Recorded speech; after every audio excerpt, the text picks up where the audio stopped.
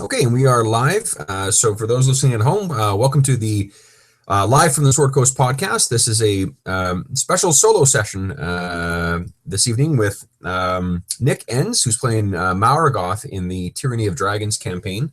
Tonight is going to be a opportunity to kind of fill in some of the gaps that happened. We had an absence of when Maragoth kind of wandered off and was doing his own thing for a couple of days while the rest of the campaign was moving forward.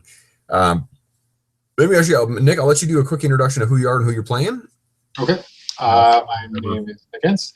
I'm playing a dragonborn warlock named Morgoth, the son of Dargah Thoth. Hey. Yeah, right. That's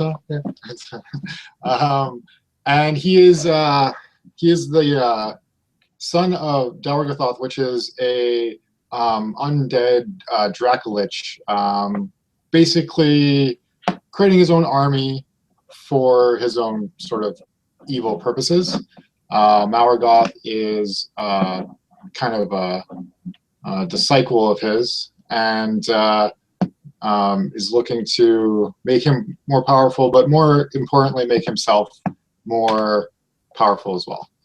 Okay. So when we first started the campaign, we were operating under the understanding that Morgoth was was sort of he had at one point been a gold dragon or a platinum dragon or something, who had been sort of reincarnated as this dragonborn to try and by Bahamut, the god of lawful dragons, of good dragons. And it was an effort to try and humble him or sort of let him see the error of his ways or whatever. And when we started the campaign, you were on your way to trying to redeem yourself. And now when we've seen your guy, he is now fully in Dargah Thoth's camp. So what we're going to, if you can tell me a little bit about what led to his shift in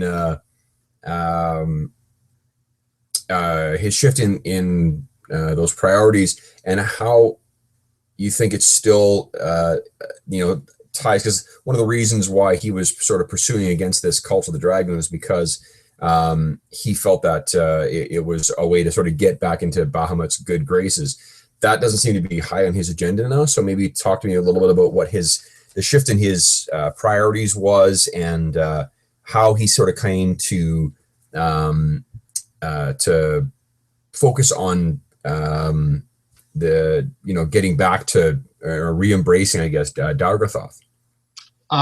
Well, he never truly felt the glory of the righteous path led before him by what's his name? Bahamut. Sorry? Bahamut. Okay, yeah.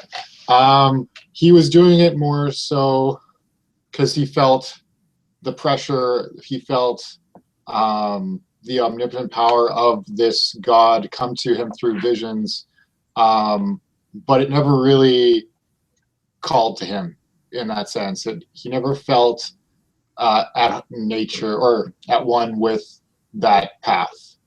And that's why he has, I guess, forsaken Bahamut and is now re-aligned with his father's goals.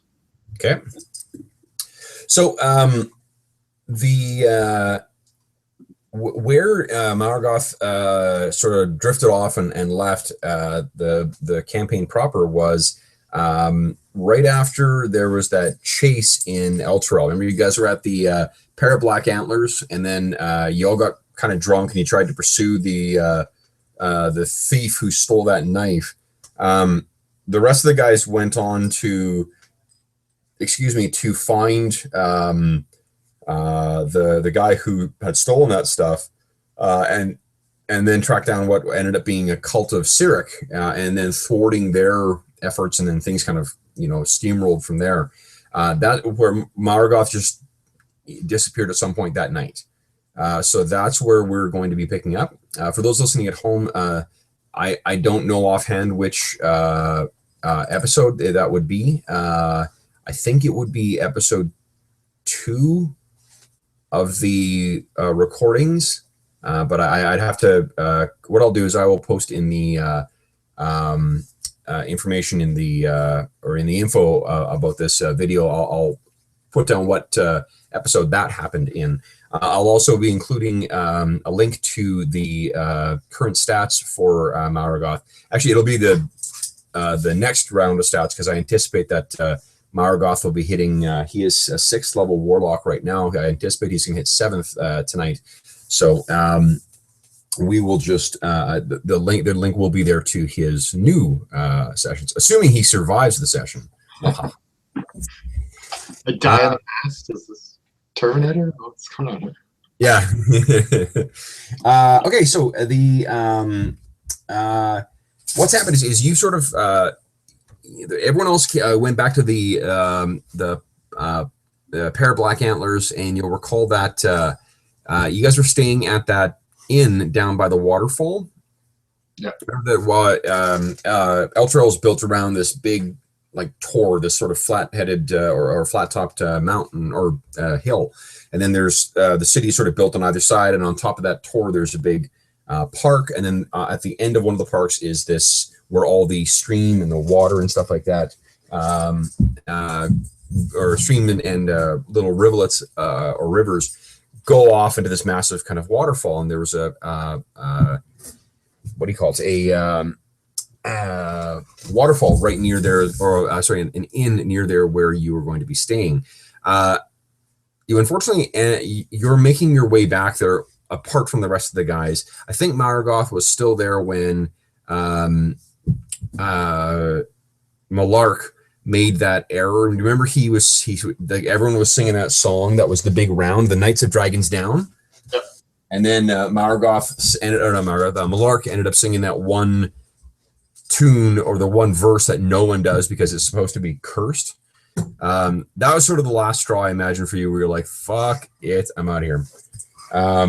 So you are on your way home, and you what do you call it, on your own, obviously. When you travel between like in the streets and stuff like that, I don't see that Dragonborn are particularly common. So it might be for the casual observer, it might be easy to mistake Dragonborn for one of the other more dangerous reptilian humanoids, like lizardmen or troglodytes, or actually, I think that's all the ones I can think of. I think they would normally have like a cloak and a hood. Okay, so you're making your way along. Well, the reason I ask is you've got that Mask of Many Faces ability too, right? Oh, yeah. So you can easily transform yourself, but you're making your way along, and you are about maybe a block away from the inn.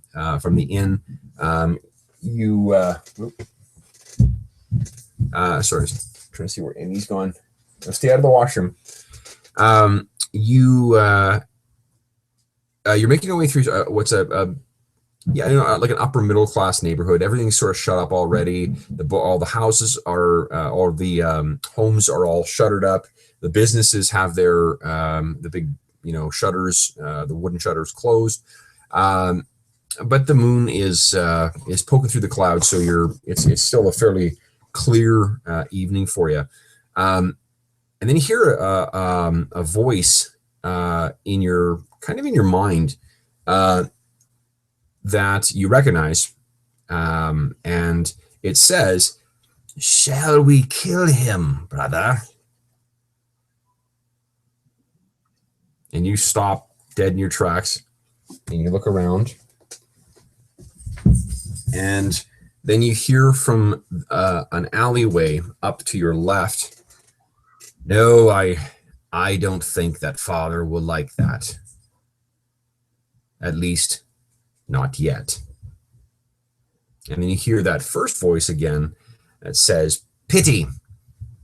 I never really liked this one." And you kind of look back, and you see sort of striding out of an alley on the other side is someone that you recognize. It is standing there and making his way out of the alleyway is a tall, very kind of unusually thin dragonborn with skin or scales, I should say, that are a pale grayish green, a sickly kind of pallor to them, with yellowish jaundiced eyes, teeth that look sort of rotted, and he seems to be smiling in that kind of Cheshire cat or predators kind of way.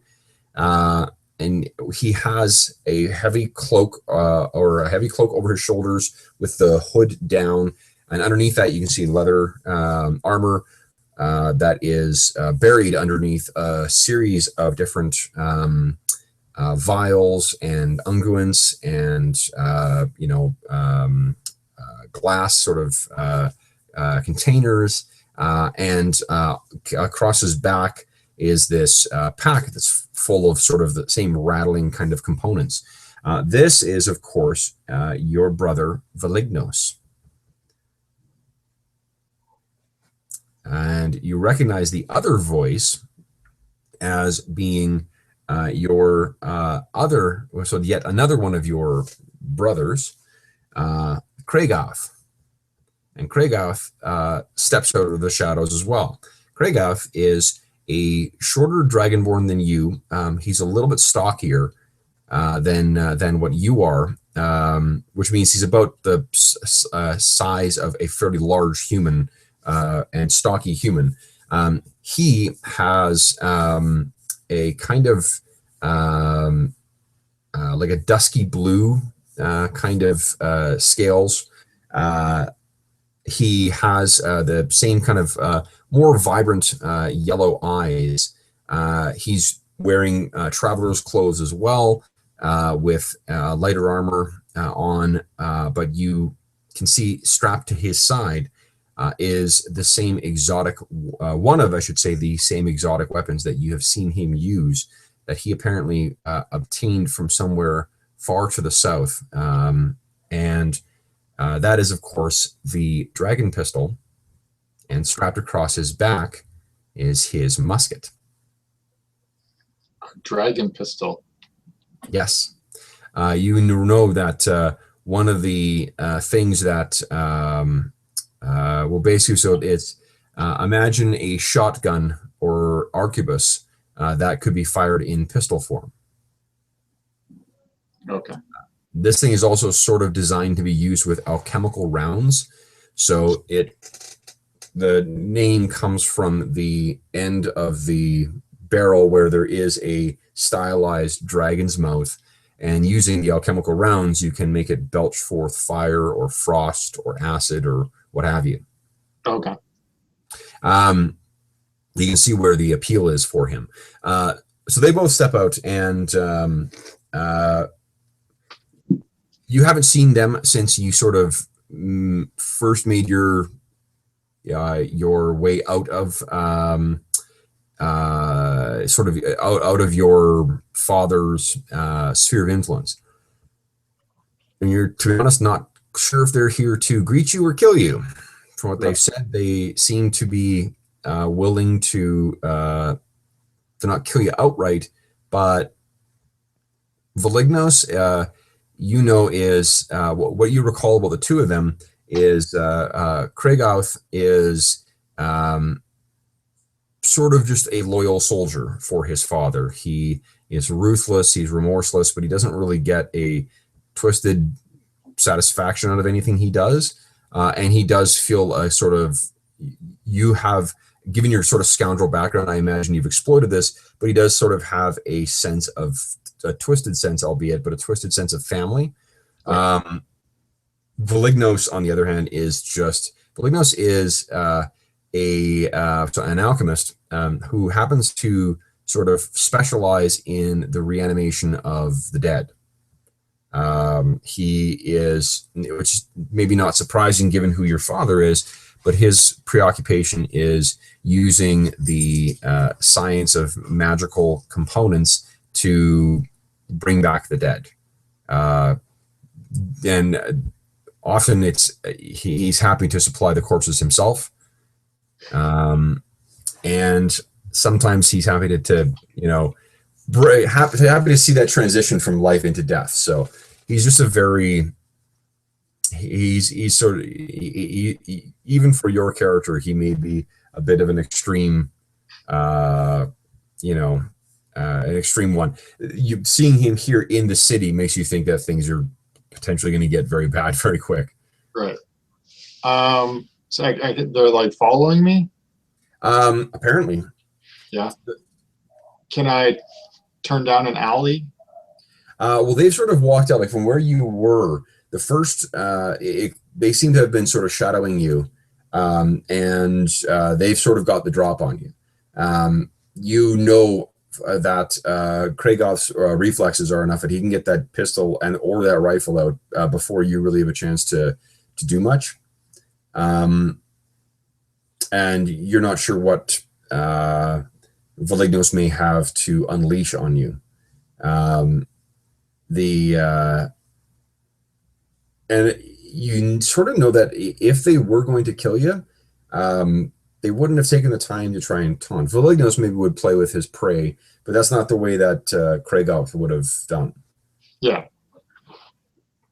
But can I turn down an alley? You can not really. They've sort of timed it so that the one is coming out one alley and the other one's coming out. You can try and make your way towards another alley if you like. Oh, okay. So I'm down like a main street? Yeah, you're sort of making your way down the main street. Morgoth came out on your front left. Felinos came out the back. The first, you're assuming that the first sort of voice you heard was Felinos's voice using some kind of magical messaging. Oh, okay. But they wanted me to hear it? Oh, yes, absolutely. They're both, like, it's a conversation they're having to you about. Right. They're sort of like, the way that like people talk about kids, while they're there. Right, that's sort of what they're doing to you. Okay. Yeah. So yeah, if there's a possibility of me kind of just running and then going down an alley, I'll try to do that. Okay. Why don't we roll initiative? Actually, let's see what.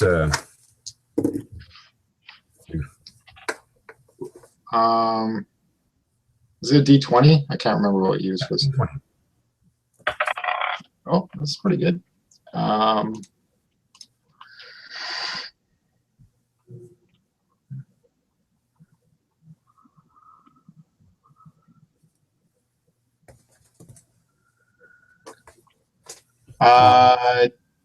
Margoth's got a +2. Yeah, 18. 18. Okay, actually, you start making your way. You start leaning forward like you're going to sprint for the alleyway up to your right. When, as you expected, faster than you can kind of see, that pistol or that musket that's on Morgoth's back is out and pointed at you. And he says, "We're just here to talk, brother, but we can end this in any way you like." You get the sense that he's holding an action. Okay. What is it like outside right now? Yeah, this moon is out. It's fairly. It's a summer night, so.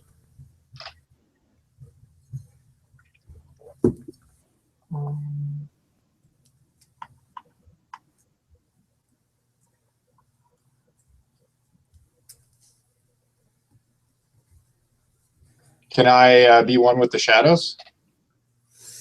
Let's see.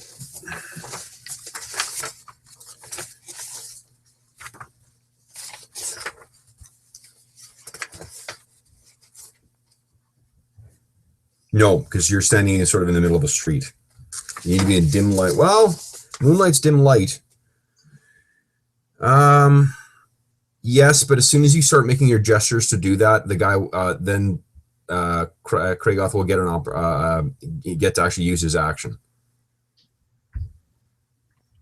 Okay. Then I'll just stay there, I guess. Okay. Did you say anything? What did he say? He said that they were just here to talk, but they can end this however you like. Okay. I'll just say then talk, brother. Velignos kind of slithers up beside you and says, "Not here, brother. We have elsewhere to go.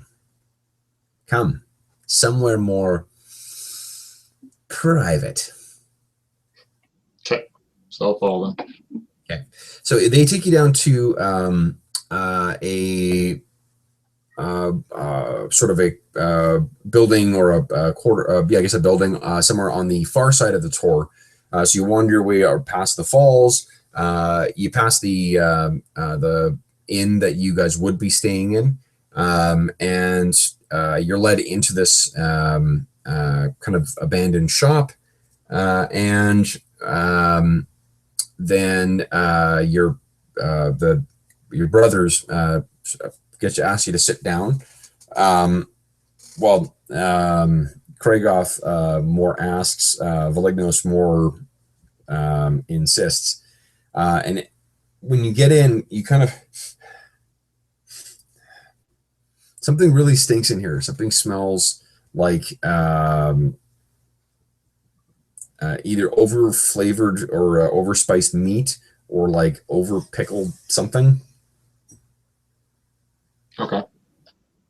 When you sit down, the room is about like maybe 20 by 20. It's fairly empty. This was at some point some kind of workshop, but it's clearly been empty for a while. Kragoth keeps keeps the musket out and keeps it sort of not like pointed directly, but enough that he could, either take a hip shot or get it up again. And Kragoth says, "Now, Maragoth, Father wants to know what you're doing."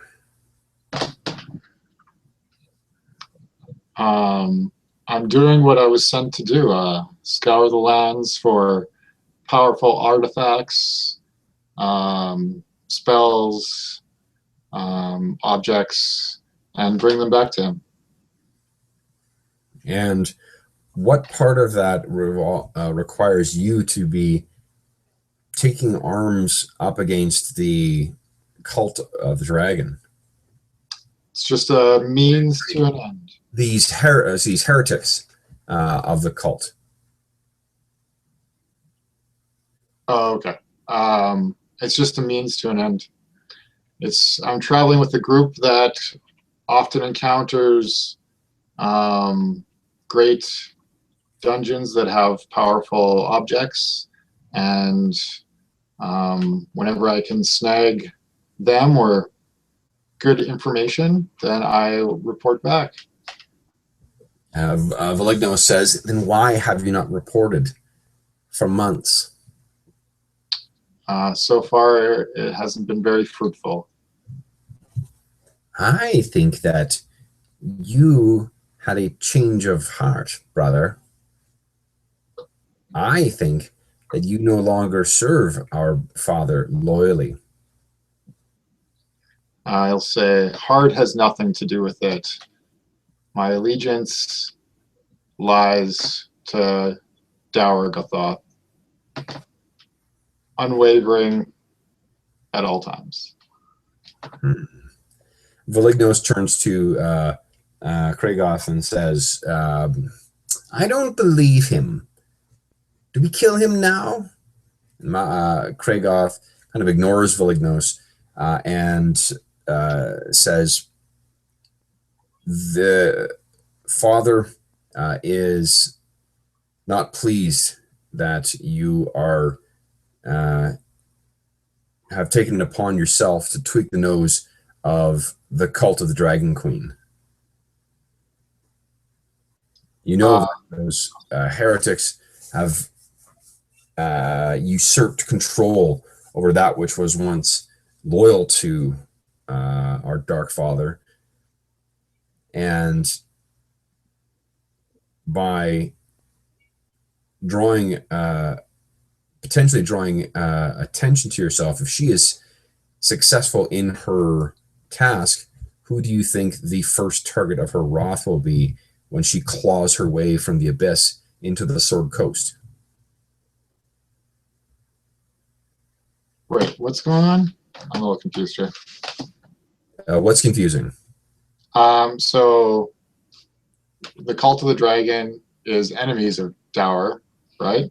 Remember that the Cult of the Dragon was, prior to the rise of the Cult of Tiamat, Cult of the Dragon was this kind of like kooky, cult that believed that because of these prophecies made by this one kind of mad arc wizard, that sort of the dragons will dominate the world through the creation of these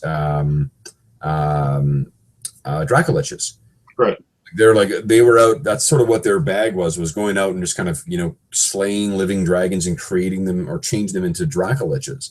Right. It seemed to be sort of their whole thing. Dargah Thoth was one of these major sort of players in that version of the cult. Right. In the last 10 years, though, the cult of Tiamat, which is the cult of the Dragon Queen, they suddenly came to dominate the cult of the dragon. Instead of being, because the church or the temple of Tiamat, of the Dragon Queen, is different, or has been a separate entity from the cult of the dragon. Cult of the Dragon is sort of a secret society thing. The Church of Tiamat is something that is a very different, or the cult of Tiamat is an actual bona fide faith with a goddess who gives powers to her followers. She is the goddess of living dragons, of evil dragons in particular. And what you guys have uncovered thus far appears to be that they are the cult of Tiamat, which is now essentially the same thing as the cult of the dragon, because she's gone on in and her agents have either killed or displaced or whatever, or just seized power from the former parties who ran the cult of the dragon. Like Steve's character, Diero. Diero's family used to do smuggling for the cult of the dragon, but because they were like, those Tiamat followers are nuts, man, and or whatever reason they did, the church killed all of them because they weren't loyal followers. Right. But sorry for interrupting. But Dargah Thoth betrayed them. Well, yes, that's it. But Dargah Thoth wanted nothing to do. As soon as Tiamat took over, he's like, fuck this. This has nothing to do with me. I thought he betrayed them before that. He did, but he still had, he didn't break off all ties to the cult of the dragon. Oh, okay.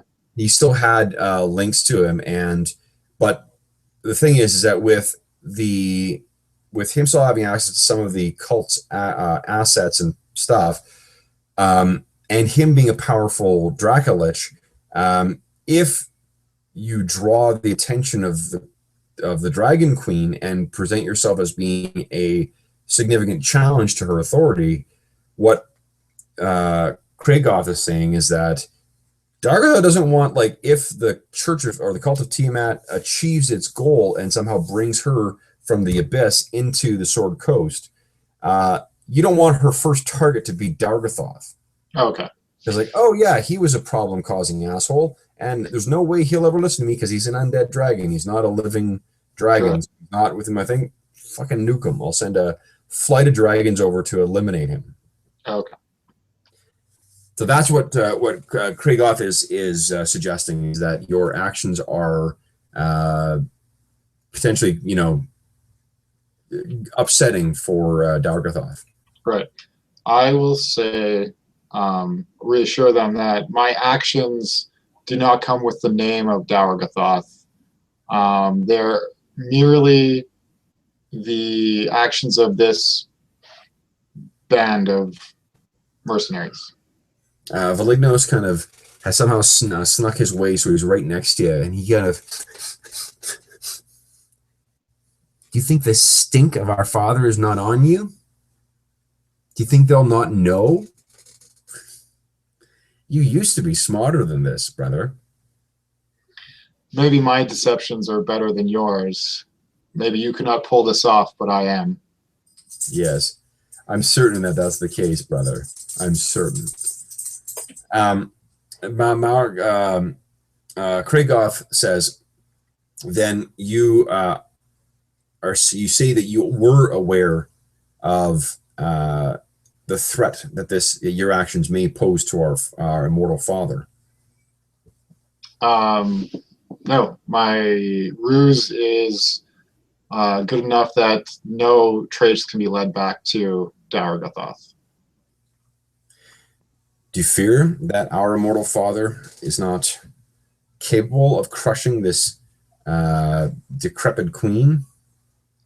The thought has not even crossed my mind that they would even have that they would fight, because nothing that I am doing would lead her to him.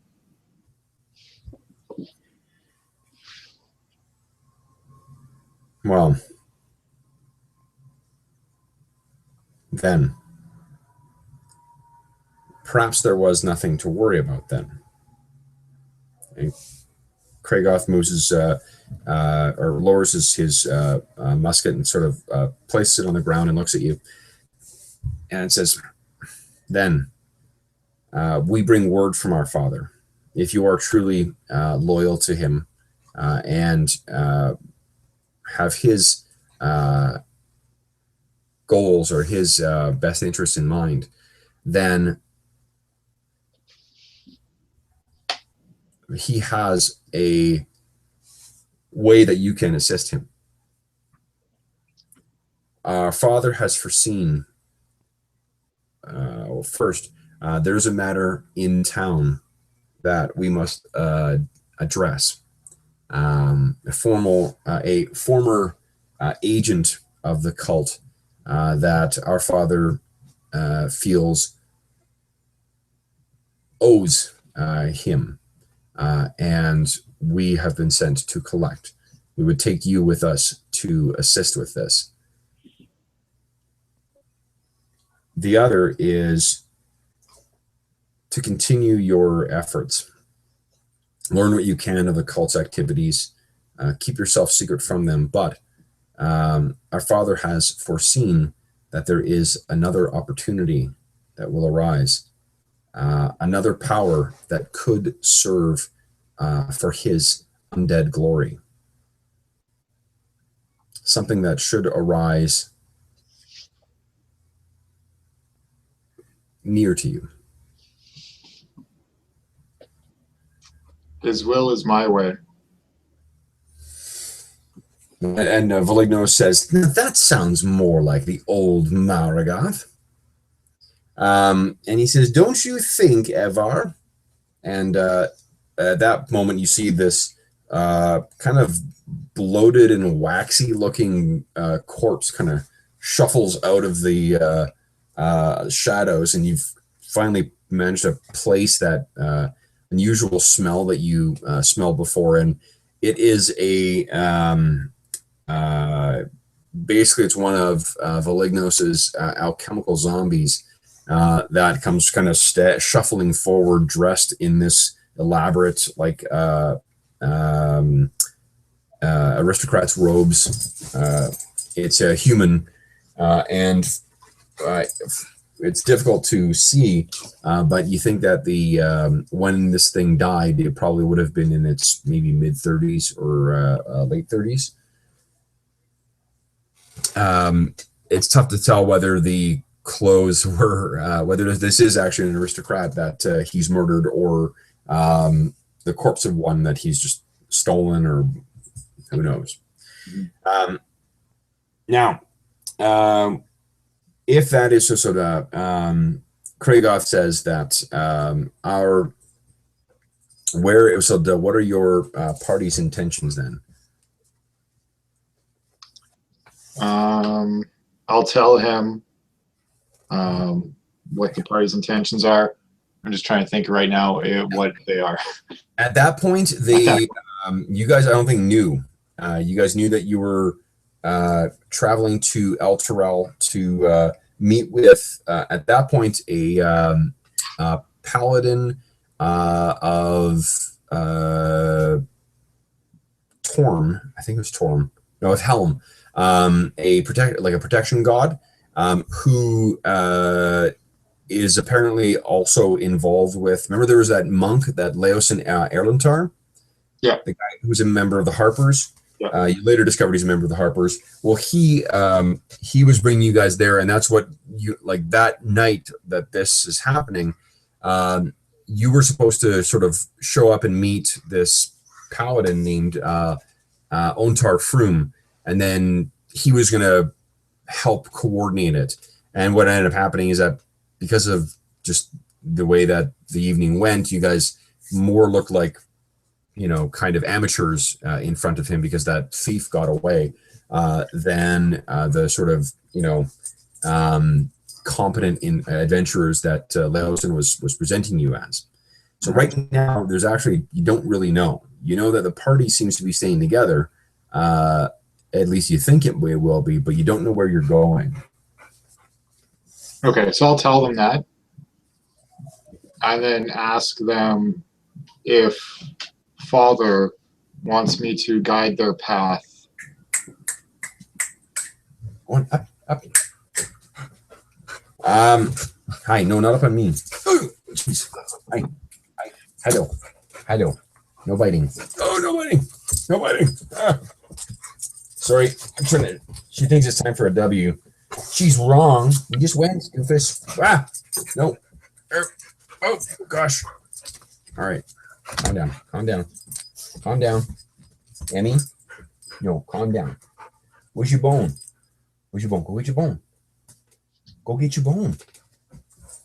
Yeah, get your bone. Go on. Go get it. Go get your bone. No, go get it. Emmy, go get it.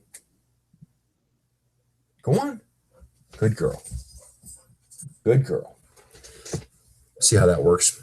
Oh, it doesn't work at all. Awesome. So what they say is that they're not. Your father doesn't want you to direct their actions yet. If it comes to that, he will provide some information.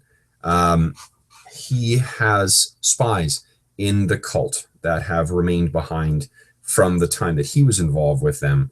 So he does have some knowledge or some information as to their activities and their hideouts and so forth, and their agents. But oh yes, help! Dog attack! Whoa! Ah! Okay, calm down. No, calm down. Shh. Hey, sit. Emmy, sit. Okay, calm down. Sorry. No, come on. Get up. Not on me. No. Go up in the bed. Hey, doofus. What are you doing? Ow. Okay. No, Emmy. All right. Okay. Shh. Come on. Shh. No. Get it out of your system. Yeah, good girl. Okay. So what he says is that there is information that they may feed to you later, but at present, if you don't even know where you guys are going, there's nothing that he can share with. There's nothing that he deems would be worth sharing. But you can prove your commitment to him by assisting your brothers on their task. Oh, what? Oh. Okay, what? Ow! Oh gosh! You know what? I maybe gonna. Can we take a half-hour break just so I can take her for a stroll? Yeah, for sure. Is that okay? Okay. Well, I'll give you a call back in half an hour. Yeah. Okay.